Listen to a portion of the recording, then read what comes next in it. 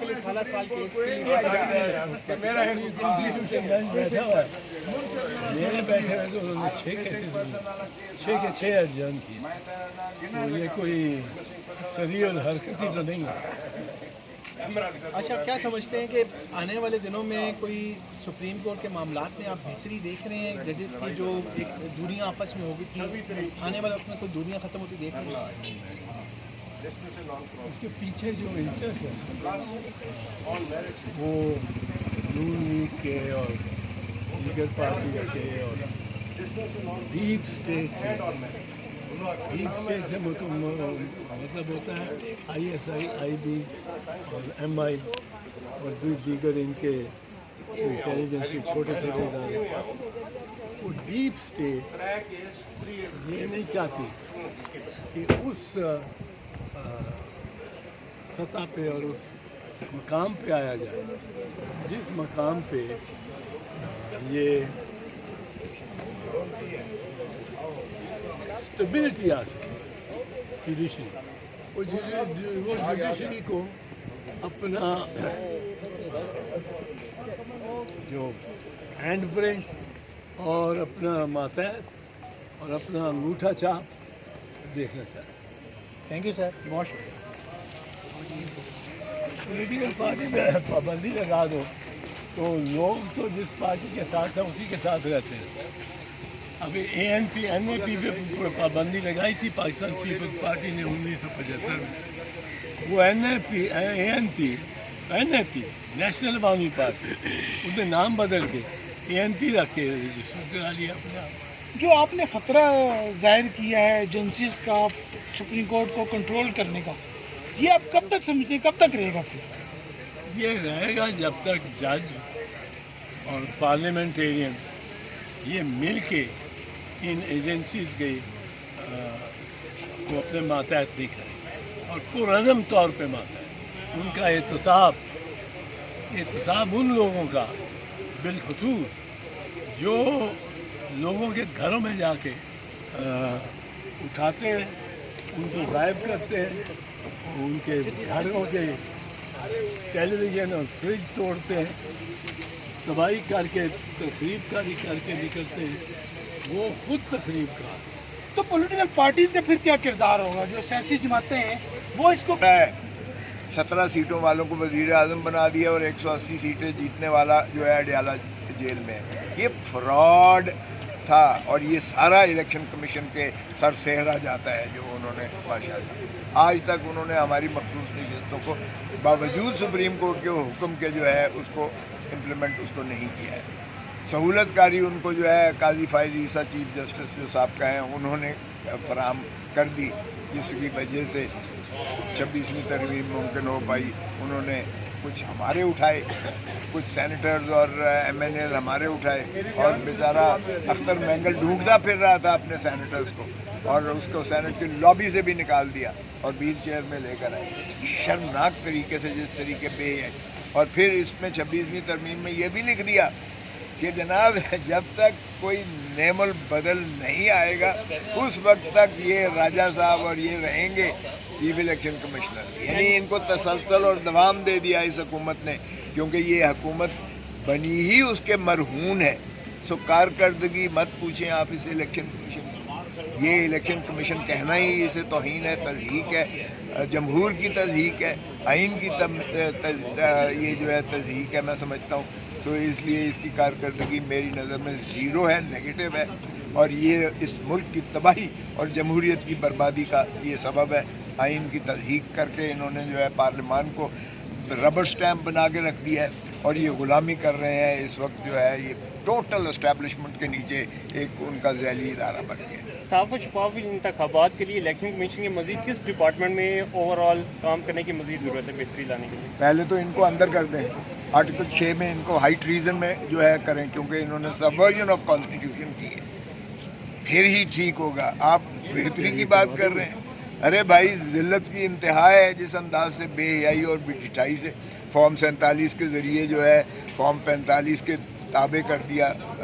Form 47 والے اوپر لے کر آ گئے. سو یہ سارا تو سہرا الیکشن کمیشن کے سر ہے. جو آج حکومت بیٹھی ہے، اور حکومت کس کے سر بیٹھی ہے؟ وہ اسٹیبلشمنٹ کی گود میں جا کے بیٹھی ہوئی ہے. تو یہ سارا جو ہے اس وقت ہائیبریڈ قسم کا سسٹم ہی نہیں ہے، یہ سول مارشل لاء اس ملک میں لگا ہوا ہے. آزادیاں یہاں کسی کو جو ہے وہ سلب کر دی گئی ہیں، اور جو 24 سے 26 تک یہاں ڈرامہ رچایا گیا ہے وہ تو انتہا کر دی ہے. ایسے لگتا تھا جیسے مودی کی فوج جو ہے کشمیر پر حملہ کیے ہوئے ہے. اسلام آباد پہ ہم مسلمان اپنے ہی عوام پر حملہ نہیں تھا، یہ تو کوئی بیرونی طاقت ہی آگے اس طرح گولیاں مار سکتی ہے. یا نیتن یاہو کی جو ہے یہودی، انہوں نے آگے جیسے فلسطینیوں پہ آگے غلبہ اور حملہ کیا ہو. یہ تو ایسا لگتا تھا کہ یہ سما تھا. سر آپ کا وقت بہت قیمتی. یہ بتائیے گا سپریم کورٹ آف پاکستان 2024 کی ایئرلی پرفارمنس کو کیسے دیکھتے ہیں آپ؟ ایئرلی پرفارمنس ابھی تو چل رہا ہے نا 2024. آج بھی آپ دیکھیں کہ جو ماشاءاللہ آئینی بینچ ہے وہ اس نے کتنے کیسز ڈسپوز آف کیے. تو یہ عدلیہ کو تو انہوں نے تباہ کر کے رکھ دیا ہے، اس ادارے کو ہی تباہ کر کے رکھ دیا ہے جس کے نیچے ہم کھڑے ہوئے ہیں، جس کے سائڈ پہ بغل میں ہم کھڑے ہوئے ہیں.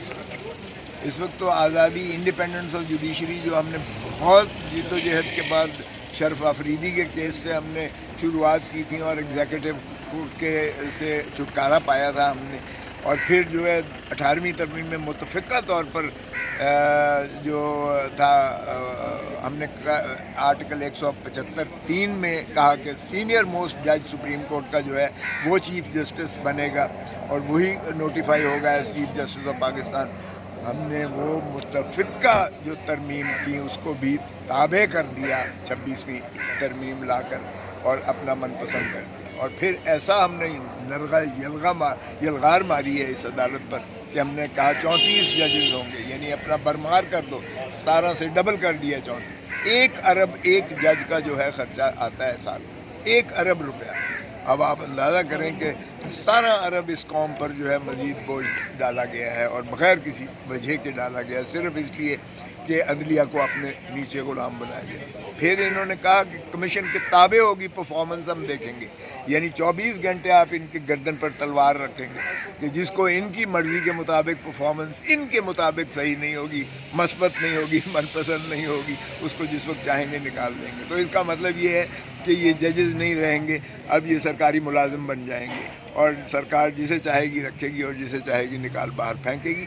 تو یہ تضحیک ہے، عدلیہ کو منہدم کر دیا گیا ہے، آئین کی روح کو مجروح کر دیا گیا ہے، اور آئین کے ایک ستون کو جو ٹرائکوٹمی آف پاور جسے بار بار کہتے ہیں اسے ایگزیکٹو کے تابع کر کے آئین کو برباد کر کے رکھ دیا ہے، اس کی روح کو مجروح کر دیا ہے. عوام دیکھیں، ریاستیں جو ہے کفر کی ریاست چلتی ہے، بے انصافی کی اور ظلم کی ریاست نہیں چل سکتی. جانے کیوں ہم نے 1971 سے بھی سبق نہیں سیکھا ہے. 1971 میں جس پارٹی نے 160 سیٹیں جیتی، ہم نے کہا اس کو اقتدار نہیں دیتے اس وقت کی اسٹیبلشمنٹ نے، اور یحییٰ خان نے کہا کہ I want the soil of Bengal minus the Bengali. یہ کیڑے مکوڑے جو بنگالی ہیں نا، ان کو ہم سمندر میں پھینکیں گے. یہ تھا آپ کے یحییٰ خان اس وقت کی اسٹیبلشمنٹ کا نظریہ. تو پھر کیڑے مکوڑے وہ نہیں تھے، آپ کی 93,000 فوجیوں نے جو ہے اروڑا کے قدموں پر بغیر فائر کیے ہوئے سرنڈر کیا تھا. اور دنیا کی بدترین شکست جو ہے وہ عسکری شکست تھی جو دنیا کی کسی فوج کو آئی ہے، اور کسی کو مورد الزام نہ تو کسی کو ٹرائی کیا گیا، نہ کسی کو سزا دی گئی.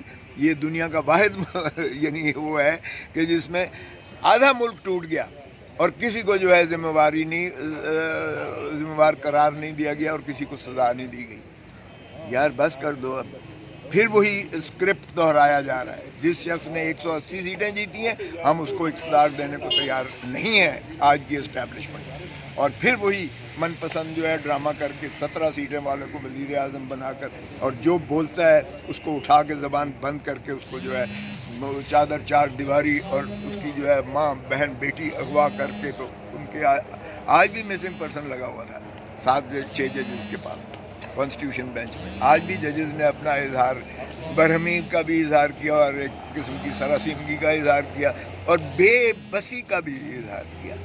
اور پھر یہی ہم سے پوچھا کہ جی پارلیمان کریں. ہم نے کہا کون سی پارلیمان بھائی، یہ جعلی ہے پارلیمان.